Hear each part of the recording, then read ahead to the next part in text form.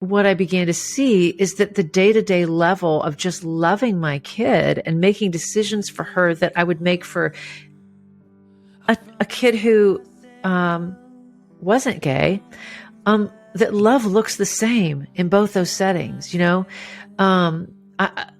decisions I was making for my daughter around who to date and who to go out with and that kind of stuff, like all the principles still applied. Be good to each other, be careful, guard your heart and make wise decisions. And I mean, all of those things still applied. And I think that was one of the things that for me, and you talk about being in relationship with people, when you're not in direct relationship with people who are different in a really fundamental way. Like in this case, Abby she was attracted to people of the same sex. I'm attracted to people of the opposite sex. But fundamentally, as human beings, most everything else is the same about us. I wish for one more time to see the sun. Better days, a distant scene. And now I am not sure. Welcome to the Deconstructionist Podcast. I'm your host, John Williamson, and we are back with another new episode. Before we get to that, though, a couple housekeeping things as per usual. If you're new to the podcast, welcome. So glad that you found it and that you are here listening. If you've been around for a while, thank you for continuing to come back. Appreciate your support.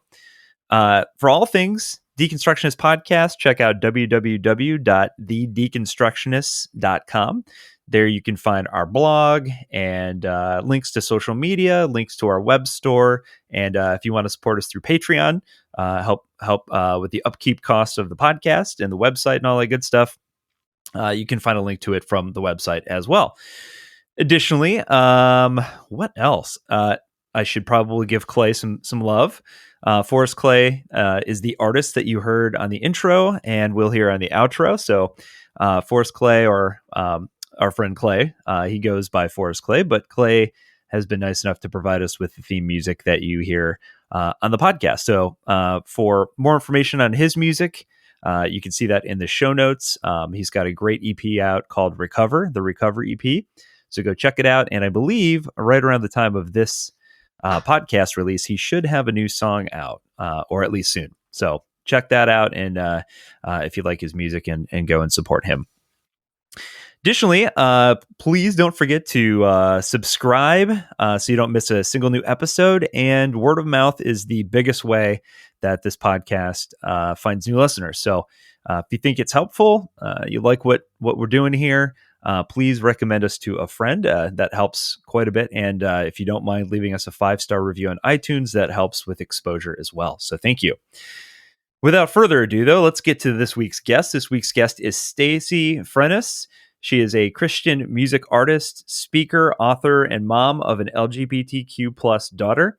She's a former English teacher. She's turned her love of music into a full-time vocation, forming her own publishing company and record label and landing multiple film and television placements. She and her husband make their home in the San Francisco Bay Area, and she just released a brand new book called Love Makes Room and Other Things I Learned When My Daughter Came Out. It's a very cool book. I enjoyed reading it. It's obviously from the perspective of the mother. And so obviously we've talked a little bit about LGBTQ plus issues in prior episodes. And again, I will give the same kind of precursor to this episode is obviously this is not meant to cover all perspectives or certainly answer all questions, but it is one mother's perspective on what it was like for her to go through a situation where her daughter came out to her and was initially, as she talks about in the podcast, a little hesitant based on their religious upbringing and their religious tradition at the time. And as a result, the love she had for her daughter caused some cracks in the framework there and made her reconsider some of the things that she had held as beliefs beforehand. So really neat journey, really neat story, and fun conversation. So check it out. We'll have more throughout the year where we'll touch on some different perspectives as best we can. But hopefully you enjoy the conversation that we had. So without further ado, I give you Staci Frenes. Go out and I swim towards the coast. Love of life, spirit unbound. All right, welcome to the Deconstructionist Podcast. I want to welcome my guest this week, Staci Frenes. Thank you so much for joining me today. Thanks for having me. Absolutely.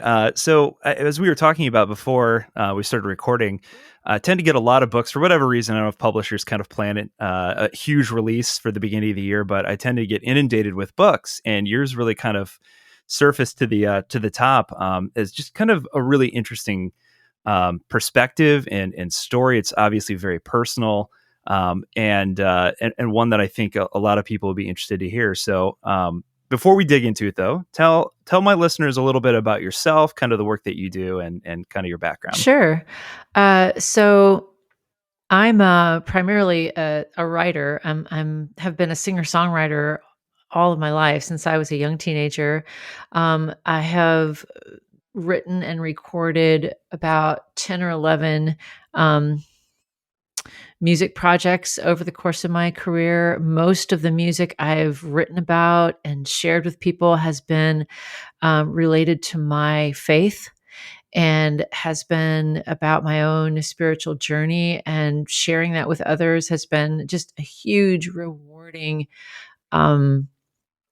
not only career path for me, but, ministry path as well. And most of the, I as a young teenager, I went to a Young Life meeting at a winter camp, and I, raised my hand when the invitation was given if you wanted to accept Jesus into your heart. And so at 13 years old, I raised a shaky hand and walked forward down an aisle and really began a new, exploration of life in Christ as I knew it and understood it. And so around the same time that I discovered that God was someone who wanted to have a personal relationship with me through Jesus, was around the same time that I also discovered that I had a musical gift, that I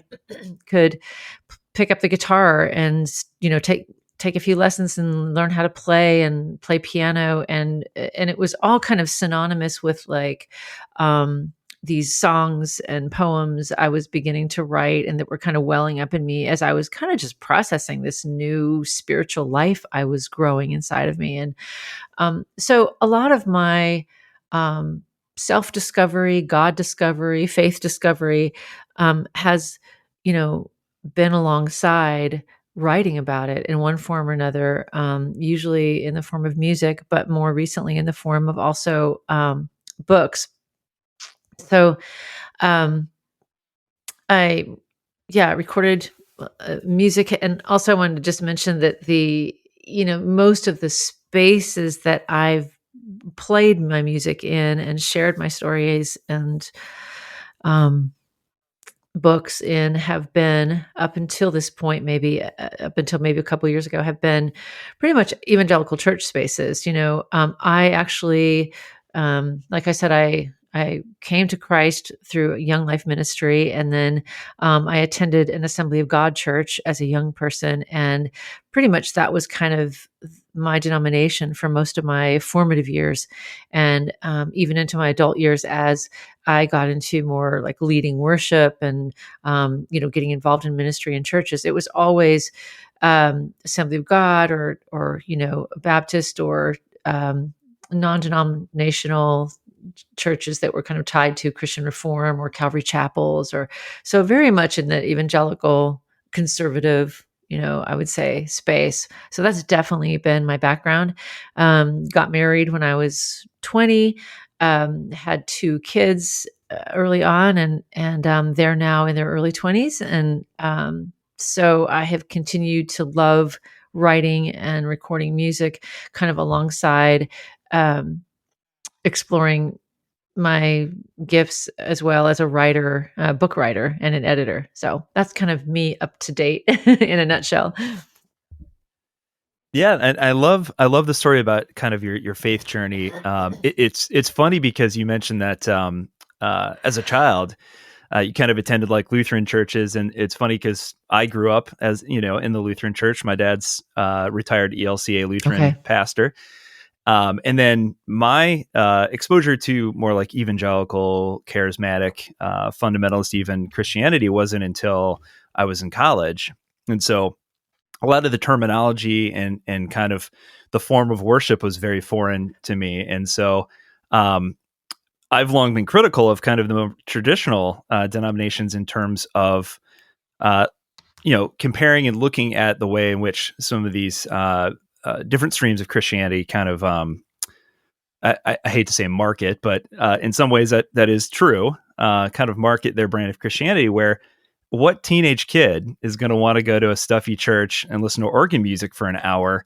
Like the theology up front doesn't matter how good the theology is if they don't feel a connection to kind of the presentation, which is where I think a lot of evangelical churches really, really thrive. Right. Agree. Yeah. And as someone who was a fledgling musician and songwriter, certainly that was appealing to me as well, the music aspect of church. And, as a child, me attending Lutheran churches, I grew up in Grand Forks, North Dakota, where almost everybody was Lutheran and Swedish, Yeah, exactly. And church for us, for my family growing up, was kind of more around the major holidays. There wasn't really a relational kind of thing stressed about it. Yeah, I think that's pretty typical. My dad and I have had conversations about that throughout the years. Like, how do we get the kids more involved? I'm like, well, Dad, you got to adapt. I think a lot of these traditional denominations, Lutheran, Methodist, Presbyterian, a lot of these denominations have been around for generations, have been kind of slow to adapt to kind of changing the way in which they present, church. And again, it doesn't matter initially. There's no hook there. They're not going to stick around long enough to hear what you have to say if they don't feel a connection there. So talk about, as you were growing up, sort of before we get in, obviously, the meat of the book, which really is largely a story about your daughter and your relationship with your daughter. Talk a little bit about the things that you were kind of taught, growing up in more of an evangelical setting. What kind of stage did that set for you in terms of how you kind of view the world? Sure. I like the idea that our theology is kind of the house we build for Jesus is kind of a good metaphor. Yeah. And I that helps me to visualize and also explain kind of the framework, the belief system that I grew up with and that I sort of had built for me through the teachings and belief systems of my faith upbringing. And I would say that kind of baseline was a pretty literal understanding of biblical text. I would also say that there was a very experiential kind of component to our faith. You mentioned the music, worship was a very experiential time. It wasn't a time where you just sat and, observed what was going on. You definitely engaged with a real experiential, active pursuing of God's presence in those moments where you're worshiping. And, I would say just in general, I would say the Bible was very much in my life taught to be this answer book, this manual for life, that whatever was ailing you, whatever was troubling you, whatever questions you might have, the Bible would have answers for you. And not only would the Bible have answers, but very specific, literal answers about how God works and acts in the lives of human beings. And, I can remember I went to a Bible college as a young person, just out of high school, pretty fundamentalist Bible college. And after 2 years of that, which was very it was very a comfortable move for me because of my own church that I'd been attending and kind of the type of teaching I'd been grown up with. But after that 2 years, I ended up just changing my situation, moving home, getting married, and I went to UC Berkeley. I live in Northern California, and I continued my English degree at UC Berkeley, which could not have been further from, Little culture shock. oh my Yeah. goodness, just such a culture shock. And I can remember one of the first classes I took as an English major was the Bible as literature. And that class threw me for a loop because the professor was pointing out all these, kind of ancient texts that were had parallel stories, whether it was a creation story or whether it was a flood story or whether it was an Adam and Eve story, or, there were all these parallels that were pointed out. And it was like my mind was going, because all I could think about was, this is heresy. This is absolute garbage. I mean, this man has no understanding that the Bible is the only truth, the only way to God, the only actual, text that contains stories of our origin. And so at the time, I could not, like, my brain just could not fit anything of what he was saying into this narrow sort of framework that I had grown up with. I couldn't fathom that there wasn't a literal Adam and Eve, that there wasn't a literal Noah or Jonah, or all of these stories I'd grown up with as literal truths, and actual stories, on into the New Testament. That was my framework. That was sort of the theological house that I had built around my relationship with God. Yeah, and I think a lot of people listening are probably nodding their heads right now. Yep, that sounds pretty similar. And so it sounds like, and I think for me, I had a very similar experience in college as well. I had a religion professor, believe it or not, who introduced me to Joseph Campbell. Wow, yeah, the famous mythologist, and Joseph Campbell in turn led me to his mentor, Otto Rank, who talks about that very thing. He talks about this idea that, the Moses story, for example, where we, put the baby in the basket of reeds, and, and so, to save the baby and everything, had been told before in other older religions. And I thought, wait, what? But understanding that the people hearing these stories at the time would have understood that this is not a literal story. It's meant to convey this message, and they would have understood that. I thought, this is completely new to me. Yes, yes. So yeah, very, very interesting. So talk a little bit about, so you're obviously, you kind of have this little seed planted in your mind in college, but not quite ready to hear that quite yet. So as you get a little older, obviously, as you mentioned, you had kids, and I guess we can kind of move up to the moment that probably really kind of fractured your paradigm there. What had you been kind of taught leading up to this about specifically like homosexuality and LGBTQ plus community? Yeah, what was that? Yeah, I would say, because I live in Northern California, specifically the San Francisco Bay Area, I have been exposed to the LGBTQ community most of my life, but it was in a very kind of narrow, sort of almost way. That what I knew, I didn't have a lot of gay friends, because the circles I ran in and moved in were still very conservative Christian. And so while I had a great exposure to the gay community in particular around the San Francisco area, I didn't have very many people that I knew were gay that were out. And I certainly I could count on one hand the number of friends that I had that were out and gay. And my understanding of homosexuality just really was again, part of this very narrow framework. It was limited to what the Bible said about homosexuality specifically. There's about 7 passages or so where the word is specifically mentioned, either the word homosexual or homosexuality. And my understanding was a very simplistic one, that it was a sin. And that, the friends that it was a sin like adultery or stealing. And the friends that I had were more kind of on the acquaintance level, who were gay. I thought of them very compassionately as struggling with this condition, that that pulled them toward this lifestyle that was completely opposed to God.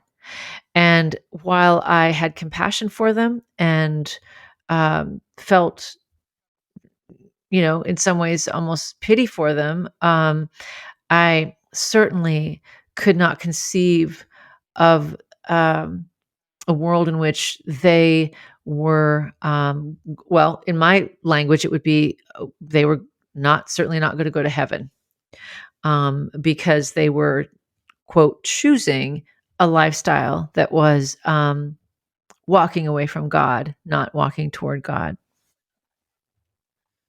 Yeah, I think a lot, even within the Lutheran tradition, as a child, I can remember it wasn't really something that was talked about frequently, much in the same way as like your concept of hell.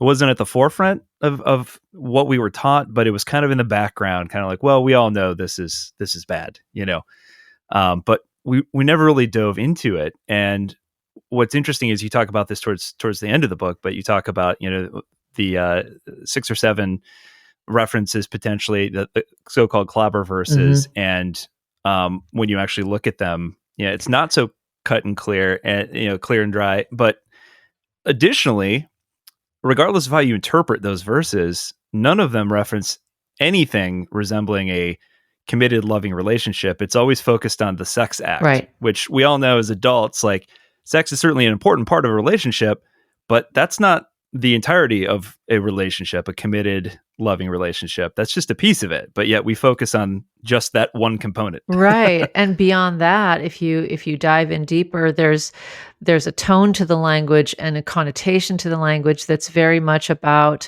exploitive, violent, kind of specific sexual acts, and not at all what we would, the terms we would use in a monogamous loving relationship. Yeah, absolutely. And, we've talked a little bit about this before. We had Julie Rogers on, if you're familiar, who, yep.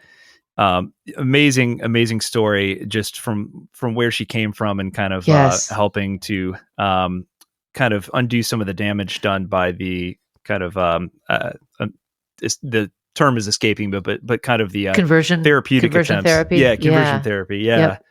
Yep. Very interesting. But yeah, we've talked about a little bit about the verses and how a lot of them probably reference ancient military practices that's more akin to rape than it is to anything even resembling a relationship. But right. But anyway, so obviously this affected you. You mentioned that you didn't have a lot of like super close friends, and we've talked a lot on this podcast about how it's very easy to kind of dehumanize an entire people group when you have distance between you, right? When you don't have a personal relationship with somebody of a different people group. So it's very easy, for example, to dehumanize somebody who is a practicing Muslim. If you know nothing about Islam and you don't have any friends who are practicing Muslims, it's very easy to do that. But when you are in a relationship with someone, you actually love someone who is different than you and thinks differently than you, then it kind of changes the dynamic there. It makes it a little more difficult to kind of demonize them or to exclude them, into that, outer circle of others. So, right. So talk about Abby. Who is Abby? And talk about Abby a little bit. Sure. So, the events that happened that I talk about in my book, Love Makes Room, happened about 10 years ago, when my daughter was a teenager. She was a junior in high school, and this was it in the midst of a time in our lives when there were a few kind of storms happening in our family life. There was just kind of some upheaval in our financial world. The housing market was crashing at the time. It was around 2010 or so. Minor things like that, right? And all that to say, it was an unexpected kind of conversation that came up during a tumultuous time in our family life. And I was bringing my daughter to school one day, and she was crying really hard. She's 16 at the time, and it wasn't unusual for a 16-year-old girl to be crying on the way to school. There was always some drama or another happening, and I figured there was trouble at school or trouble in a relationship she was having, or grades, or any number of things. And I can remember just asking her question after question: is there something going on here? Is there something going on there? And at one point in the conversation, she blurted out, "If I tell you what's wrong, I have to tell you everything." And I remember that feeling like a really unsettling kind of red flag in my mother's intuition, because I thought, that's not something you want to hear from your child who's crying and not telling you what's wrong. And of course, I went to all these worst case scenarios in my mind, and thinking, I think the furthest outer region of my fear was that she maybe was pregnant. And we pulled over, and I continued to try to nudge and talk with her. And of course, we had a good relationship. And I think this is really something I stress in the book to other parents, is that, well, I'll say, first of all, that the result of that conversation was my daughter telling me that she was gay, and that she was terrified. I knew she was terrified to tell us, just because of our family life and our family's faith, and just kind of all the things that we had, she knew that we kind of stood for and believed in, and she just felt fearful to fully expose and reveal who she was in that moment. And in the moment, thank God, I had the presence of mind to say to her, "I love you. I'll always love you. We'll get through this no matter what, together." But in my sort of, soul, in my stomach and in my head and all the places she couldn't see inside, there was a lot of turmoil going on at that news. And there was a lot of fear. There was almost sheer terror on my part as a mother, because I suddenly realized that I was faced with this kind of really horrific choice, and that is to believe that, the Bible was true in what it said about homosexuality, or to actually say maybe something's wrong with that belief, because here, standing in front of me, sitting in front of me, is a perfectly healthy, whole, beautiful human being telling me that this is who she is. So I think in that moment, I realized that something's got to give, because both of these two ideas are not going to fit in my narrow faith framework, Yeah, and it's so fortunate, though, that your reaction was the way it was, because, again, I think back to like Julie Rogers' experience, who her mom got very sick later on, and likened the pain to, I remember she described it as, "This pain is nothing compared to the pain that you've caused me by being, who you are." And so I can only imagine kind of the isolation I'm sure that your daughter felt for a time, of feeling the need to have to keep that secret, as if that's not hard enough to go through that and kind of question your sexuality. And then you have the religious component as well, where we're talking about eternal damnation and things of that nature. Just the heavy burden that must be. So obviously this kind of starts to kind of cause a crack, if you will, and kind of probably made you second guess some of the things that you believe for so long. So talk about that process, and thank God your daughter felt comfortable enough in your relationship to open up to you about it. But talk about the conversations that occurred afterwards, and kind of your way of processing this, and maybe even changing the way in which you looked at this? Well, one of the reasons why I wanted to write this book is because at the time when my daughter first came out, um, one of my first thoughts was that I wanted to call a friend. I wanted to call someone and talk to them about it.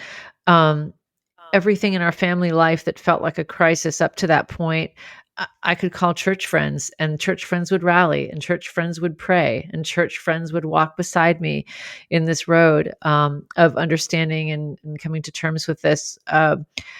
This was this was an area where I did not know a single person in my church or even in my kind of more extended network of places I had sung for the last 20 years.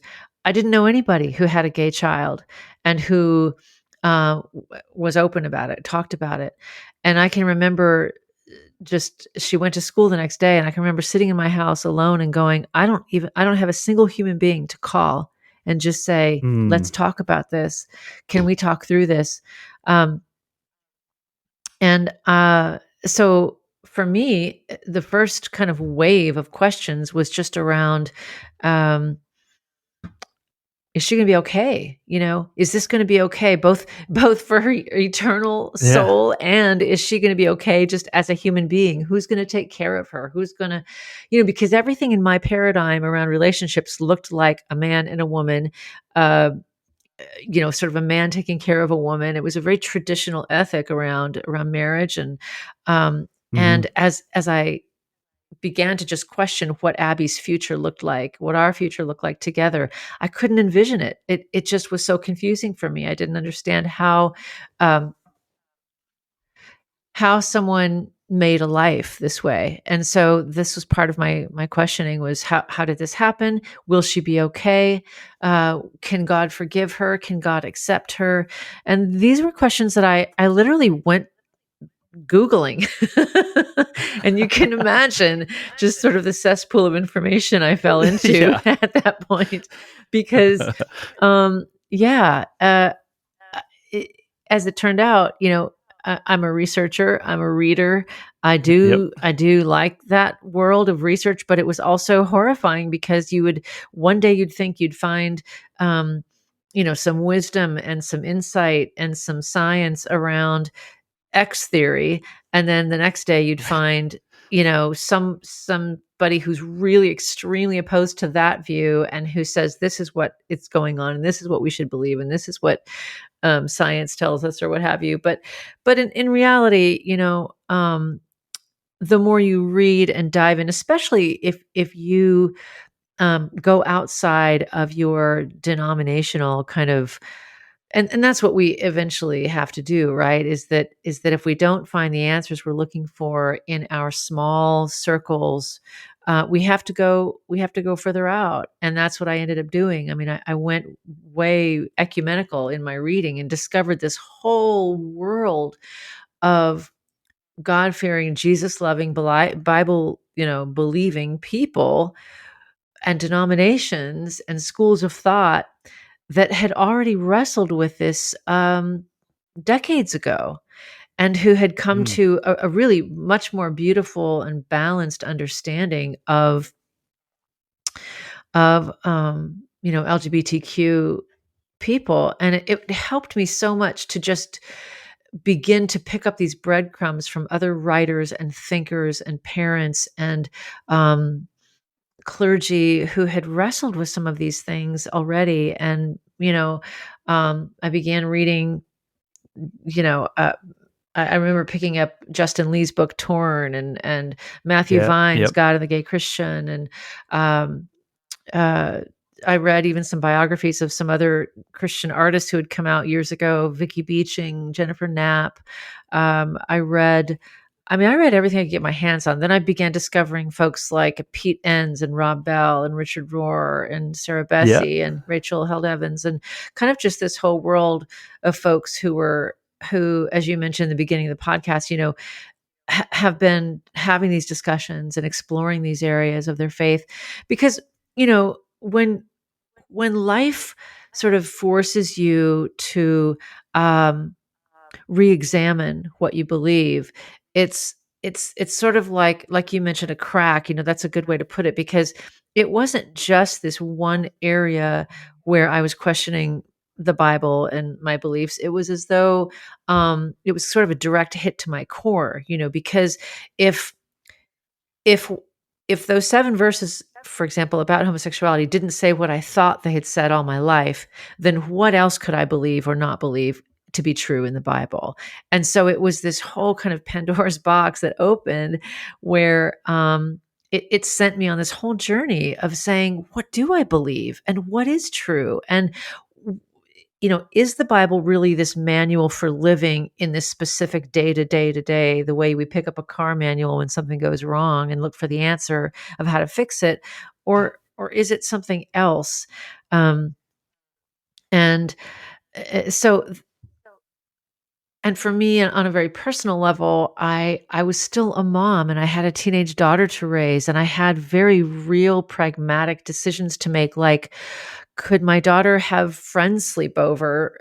Could she go to prom with someone she really liked that was a girl? I had to be making these sort of decisions day to day on the ground, right? As a mom.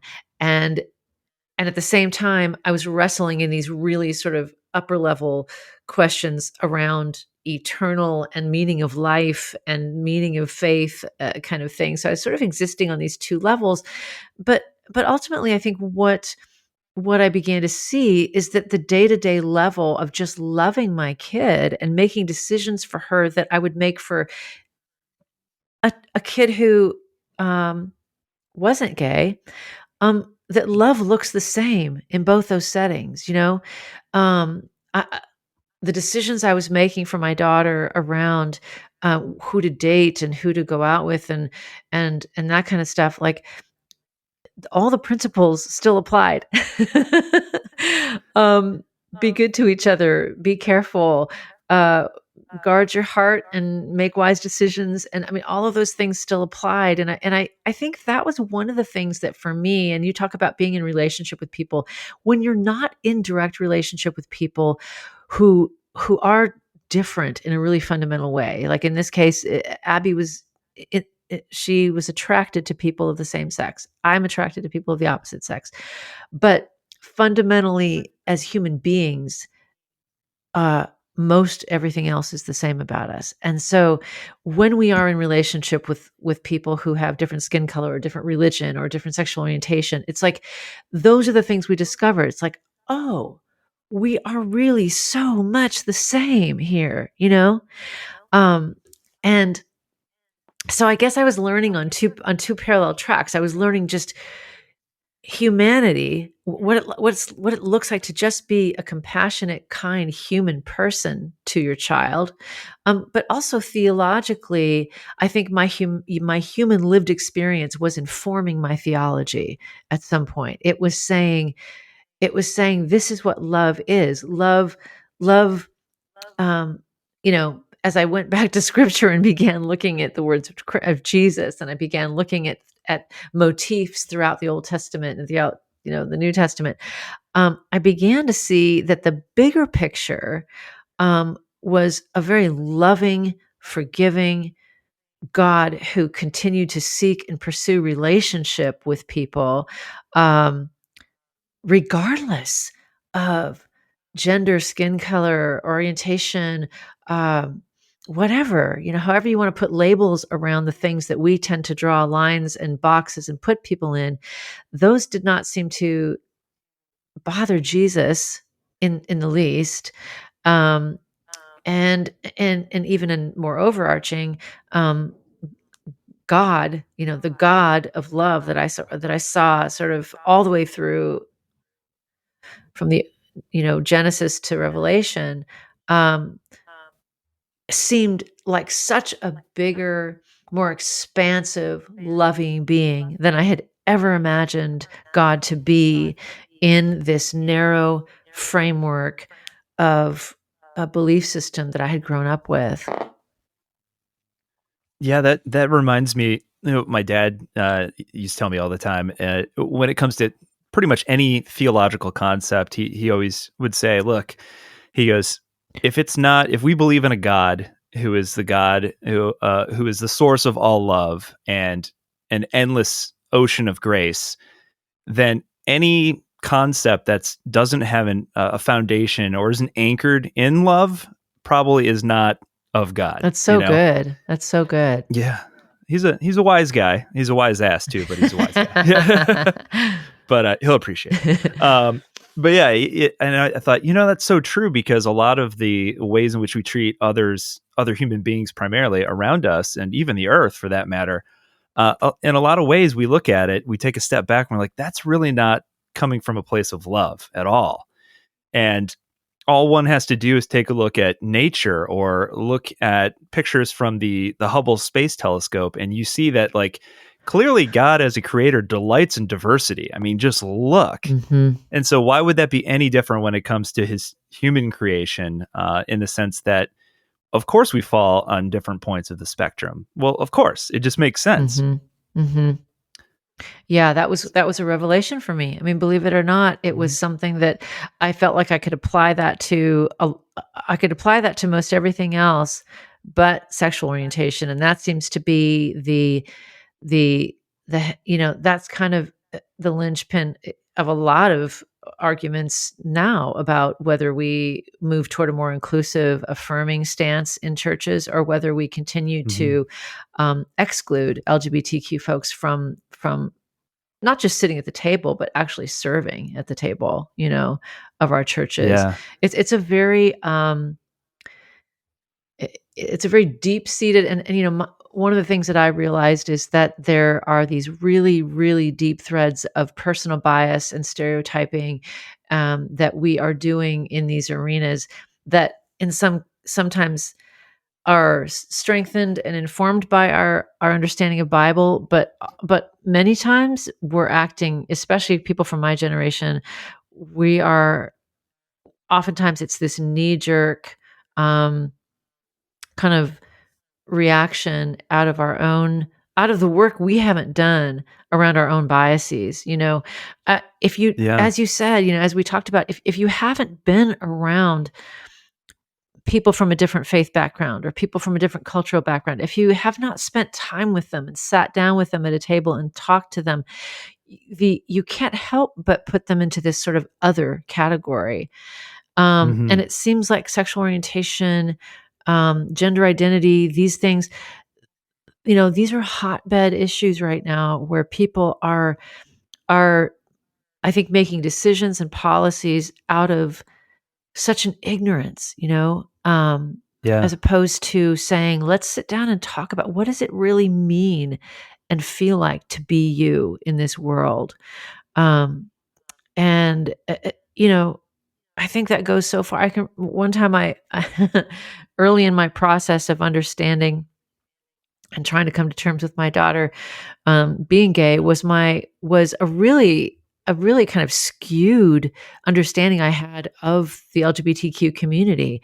I didn't understand that these are just folks making their way through the world and, trying to get a good job or find someone they love and settle down with and trying to make meaning of their lives. And, I had this idea from my growing up, from my childhood, that there was this sort of agenda around the LGBTQ community, the gay community, that they were trying to brainwash Christians to coming over to their side of looking at their alternate lifestyle that was godless. And, just all of this, like, old tapes playing in my mind from things I had grown up with. And I can remember one time my daughter invited me to come hear her sing at an open mic night. She's a musician as well. She's a songwriter. And I said, sure. And so I came, and it was only at the last minute that I realized it was an all pretty much mostly lesbian bar that she had asked me. She was only 19 at the time, but she was playing music at open mic nights.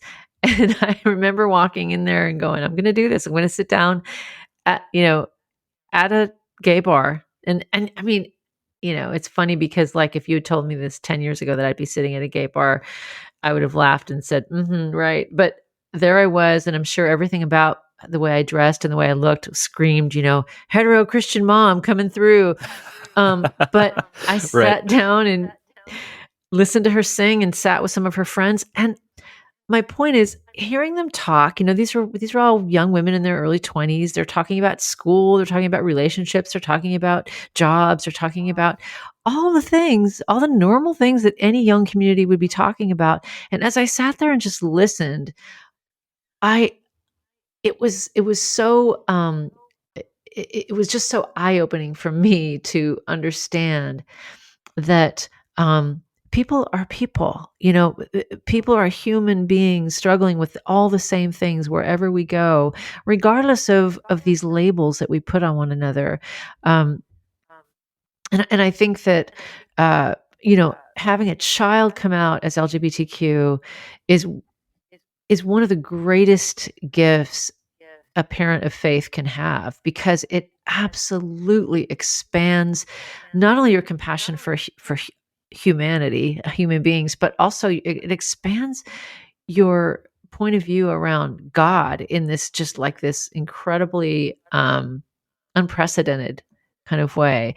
I- If you walk through that, if you take that invitation, unfortunately, again, a lot of parents who grew up in my tradition, come from my tradition, reject their kids outright. Like you're talking about Julie's parents. I get direct messages and emails weekly from kids and young people who said, "Oh, I wish my mom had accepted who I was. I wish my mom could see me for who I am and not just for, um, a trans person or a lesbian or a gay person or what have you." So I know that there still needs to be conversation around this, and we need to. One of the things my book is trying to do, and I'm trying to do, is normalize the process of moving from one belief to another. Like that was one of the things I searched for when I wrote the book or when my daughter first came out, was where's some kind of story that shows me how you do this, how you get from point A to point B. Because I saw people at point B. I saw people who were affirming and loving and inclusive, but I didn't know how to get there. I didn't know how to cross the hurdles. And so I think, first of all, just giving yourself permission to say, first of all, I can change my beliefs. It doesn't mean God doesn't love me. It doesn't mean I'm thrown into the world of heretics now. I can change. That's part of maturing and growing up in our faith. But also, I can be in process, and I don't have to have all the answers right this minute. It takes time. Yeah, and I'm sure that for your daughter, as she was processing all of this as well, I'm sure that, she didn't expect you to go from point A to point B overnight, but just knowing that you loved her unconditionally, and that had not changed, was probably massively, I would imagine, helpful, to help her kind of say, oh, okay, in terms of my relationship with my mother, nothing has changed in that regard. I'm still the same person I was, you know, uh, as you mentioned in the book, the biggest piece of it, at least initially, seems to be kind of changing our expectations as parents, because of course I have an 8.5-year-old daughter. I think along the way as a parent, you realize you need to change and adjust based on their own unique personality and their own desires and their own joys in life. I really wanted my daughter to be a soccer player. I love soccer, and she could not care less about soccer or sports in general. And so I've had to adjust, not the best comparison there, but I admitted, but I've had to adjust my expectations in terms of what she wants in life and what she wants to do and the things that I can see bring her joy. And so art is her thing.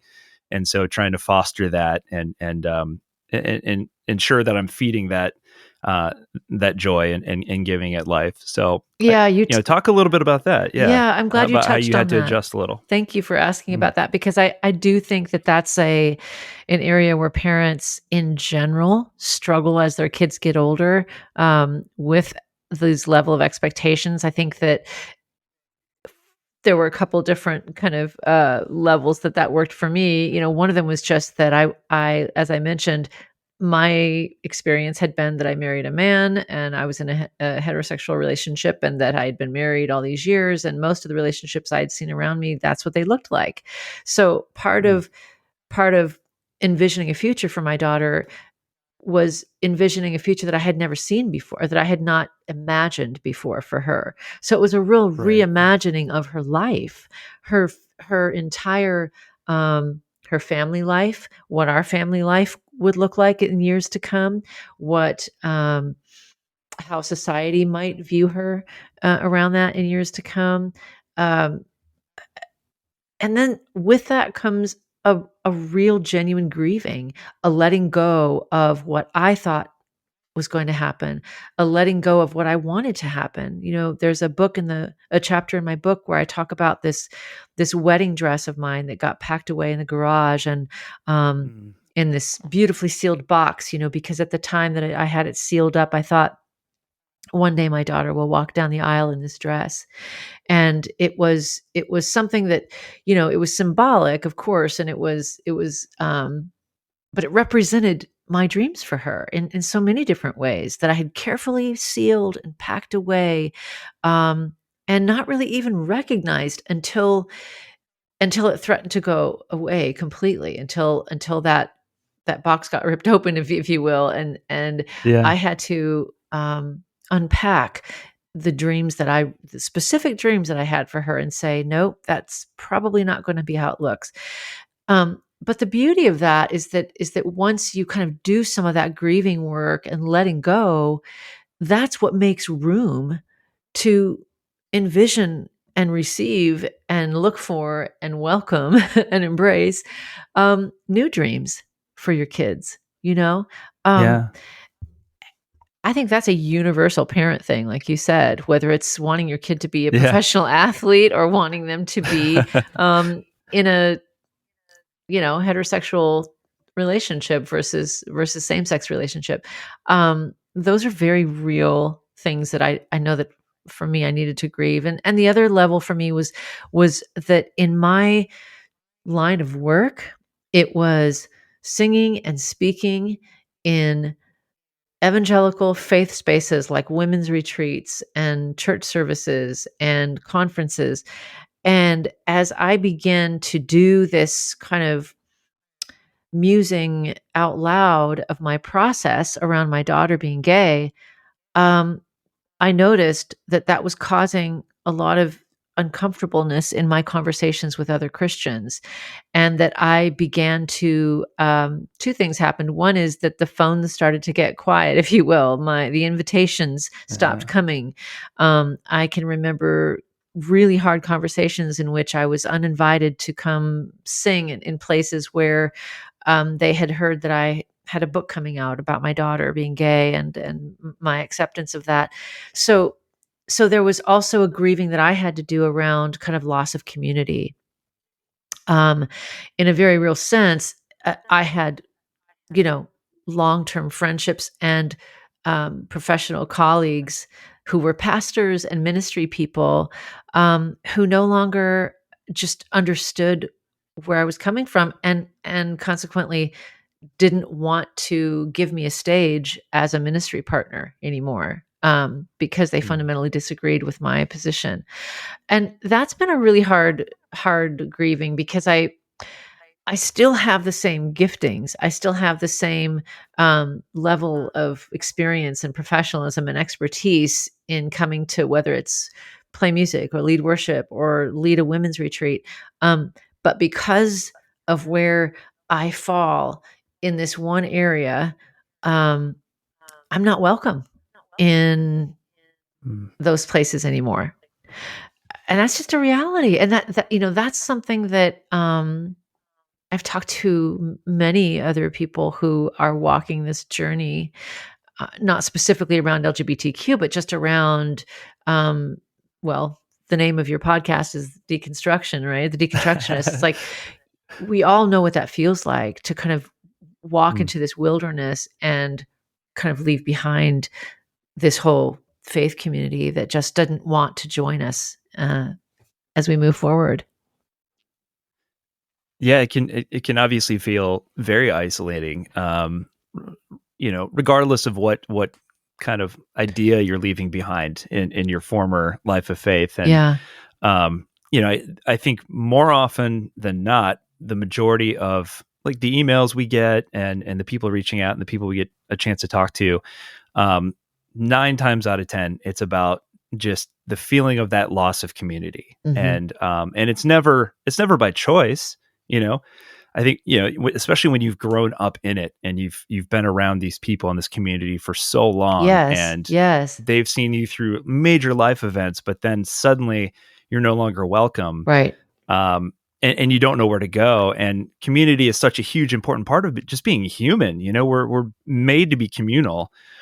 And so what you just said just kind of made me think in the story in the book, of you going to the lesbian bar, made me think of, I got to recently speak with Jonathan Martin, and he talks about just how occasionally in life, especially when it comes to religion, religious trauma, that safe space, or that space that we thought was safe for so long, whether it's the sanctuary of the church or, that sort of thing, when it suddenly is no longer safe, Yes. how do you find a new sanctuary? And I thought about that when it came to your daughter going to play music at a lesbian bar. I'm sure gay bars in and of themselves were not, created just to have a bar for like-minded people. I'm sure it was born out of necessity. Like, they Yes. were largely ostracized and Yes. not welcome in other places. And so they've, in a sense, created a safe place, a safe sanctuary where they can go and not be ostracized and not be criticized for being who they are. And so there's a parallel there I see with your daughter and with you, where you've had to come out of what you thought was a safe space and find sanctuary elsewhere. So talk a little bit about also, like, how did that affect, obviously, your church community? And Mhm. because you said you attended, you had a home church there for a while, and obviously probably didn't align on this particular topic. So has that affected your church life on a personal level outside of creating music? It has, and this is the part of when I talk about the book, and when I talk about kind of the journey or the process, if you will, that still feels really messy to me. It still feels really Mm. unresolved, and um, because for a while, I kept going. My husband and I kept going to our church. As I said, we were worship leaders, and then also I made my living playing music for other churches. And so there was this kind of almost a duality that was happening in my heart, where I was showing up in these spaces to perform a task, a ministry, but also a job and get paid for it. And I was having to make decisions, you know whether or not to continue doing that. And also, as the invitations dried up, it became clear that that was not going to be a really viable career path anymore. Um, but around the personal worship side of things, the personal actual home church, it was a painful thing, because we discovered early on that yeah, our church leadership did not align with where we were going. And we for a while we were hoping we could still make that work and still maintain friendships and relationships and with those people, and outside of church there have been folks that have continued with us on this journey, have continued being our friends, have continued asking the same questions we're asking and having conversations. And but there have been, I'd say the majority of them just got very quiet once we stopped kind of showing up Mm. at church. Um, and we, you know, I talk about safe sanctuary. I can remember one of the final times I was in church. I can remember this was, of course, COVID hit. This was pre-pandemic, and since pandemic, I haven't been back to my home church. But before COVID, even before COVID, there was probably a year or so that I just wasn't attending. But one of the last times I stood in church, I can remember, and maybe some of your listeners have had this feeling, but there was a worship song playing, and the rock band was on stage, and everybody's hands were raised and singing some lyrics, and you know, close, like standing close, shoulder to shoulder with people in your row. And I remember thinking so clearly that the people with whom I was standing in this row would probably not would probably not have the same, they would not pray the same prayers for safety and happiness and a flourishing life for my child that they would pray for their own child. They would not even actually want or envision or believe that my child was worthy of finding love or of flourishing in all of the ways that their child should be able to flourish, their heterosexual child. And I can remember that for me that day, that was a deal breaker. Like I could not stand in solidarity with those folks any longer. I didn't feel welcomed or safe. And I certainly didn't feel like my daughter was safe in those spaces anymore. Um, and so since then, um, we've been attending an online kind of a situation where we know the people, and that it's a small church actually in St. Paul, Minnesota. That's just it's called Grace Place, and they've just have kind of healed our hearts in many ways, because they preach Mm. grace, grace, grace, grace, and that's about it. And it's an affirming, Jesus centered, love centered kind of teaching and message. As far as the church as an institution, some days I feel hopeful around, because I know that in a very larger sense, there are a lot of denominations who are in a good place with LGBTQ folks, but there's also, I think, the evangelical world has yet to do the work, and eh, may never do the work. And I don't know exactly what the evangelical world really holds in terms of their future, but um, it doesn't look super hopeful. But I am convinced, because of private conversations and private messages and kind of under the radar conversations that I'm having with people, that people's hearts are changing, people's hearts are opening to the LGBTQ community. Conversations like this are happening, and I think we are moving forward, however slowly.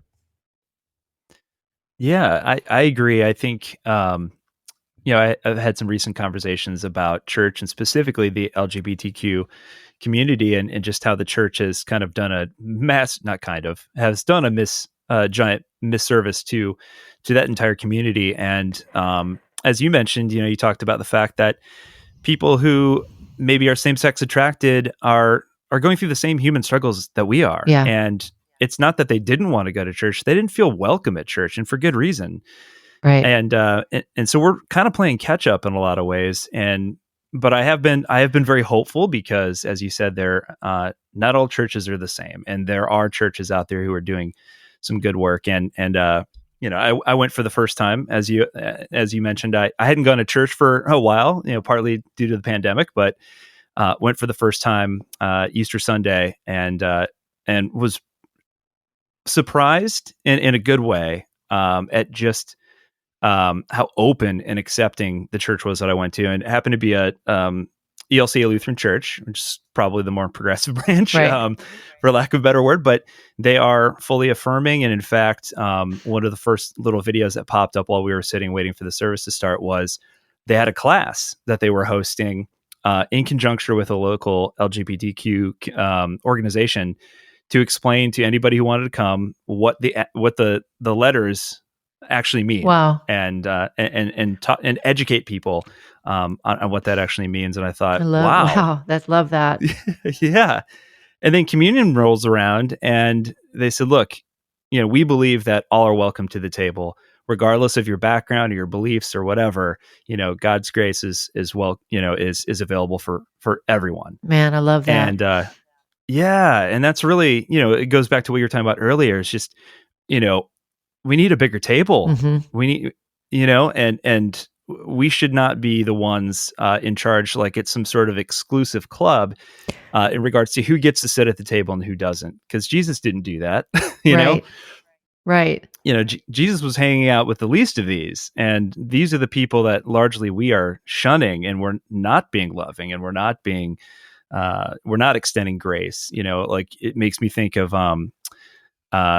poor Joel Osteen, Yeah. when when the levees broke, and he has the opportunity to open his doors and welcome people in and use this facility that could have provided shelter and didn't, at least initially. It's like, what are we doing? Yeah. But all that to say, again, I am hopeful because I do see churches, and not just within the Lutheran Church. There's Methodist churches now that are fully affirming. There's Episcopalian churches that are fully affirming. And it really comes down to that individual church, regardless of denomination, in regards to how they extend love and that sort of thing. It really does. It's interesting. It's kind of the Wild West. I mean, it's like like you said, every church for themselves. And that's why I think,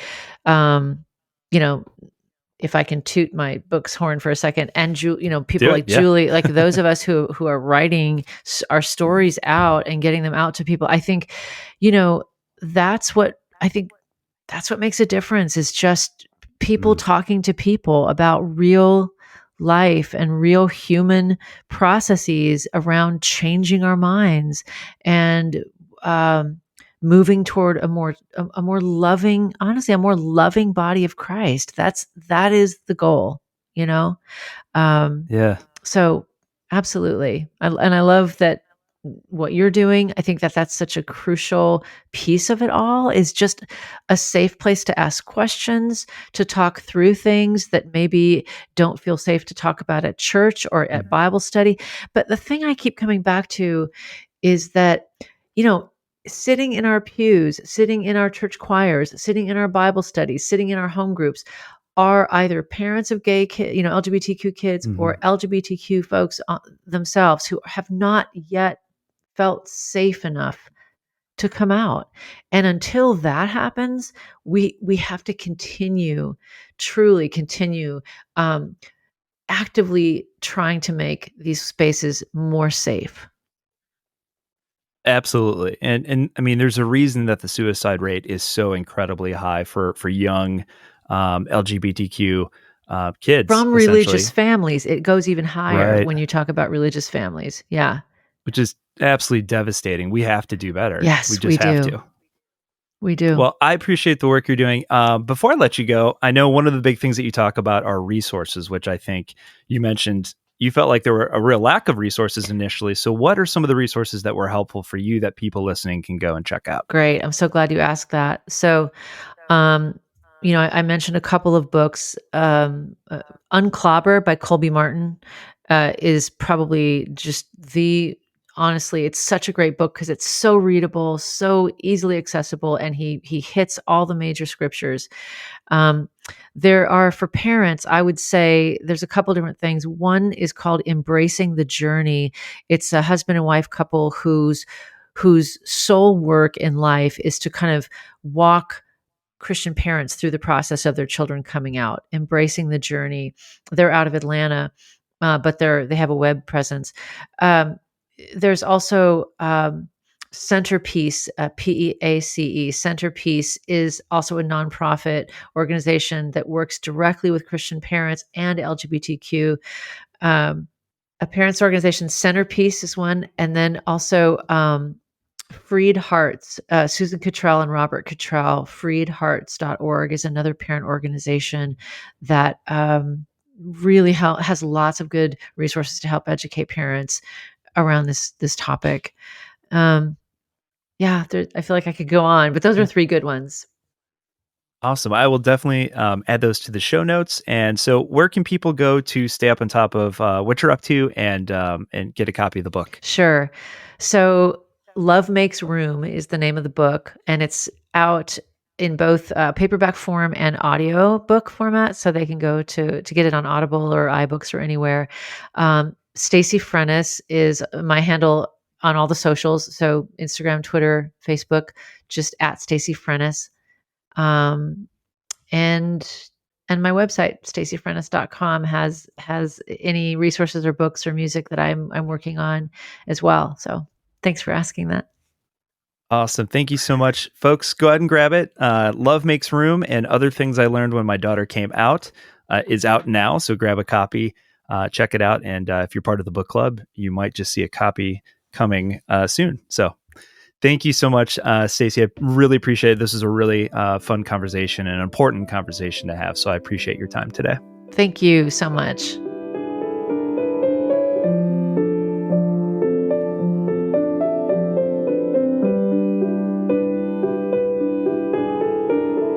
John was young and driven with a heart of gold.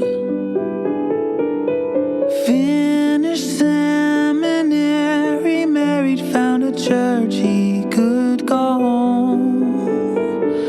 Made a living, giving dying folks a shoulder and a hand, until he told his leaders that he had some feelings for another man. And they said, John, you must go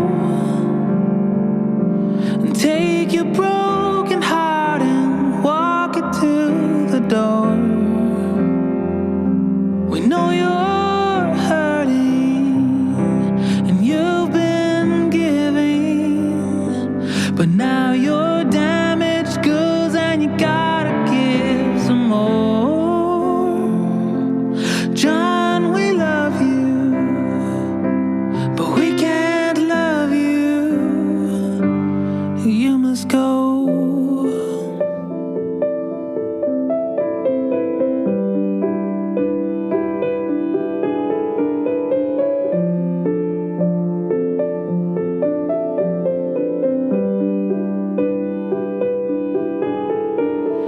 Jen could sing a song and channel the divine.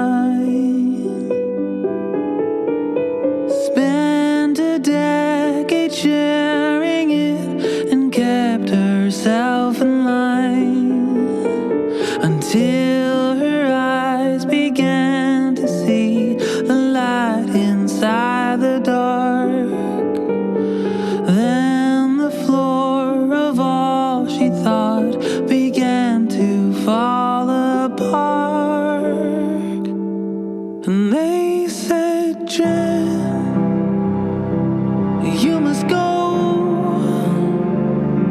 We didn't know your quest would lead you down this road. We know you're searching and you've been giving, but now you've wandered off and you gotta wander home. Jen, we love you, but we can't have you. You must go.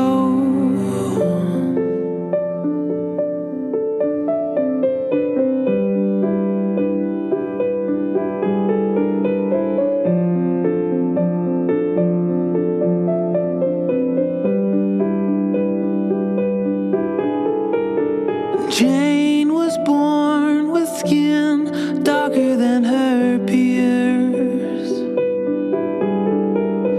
Spent a cycle telling them the reasons for her fears. No one seemed to know or care about the past. Then they showed her where she stood with every vote they cast. And they said, Jane, thanks for your time, but there's no room for you when there's power on the line. We know you're hurting, but we're not listening.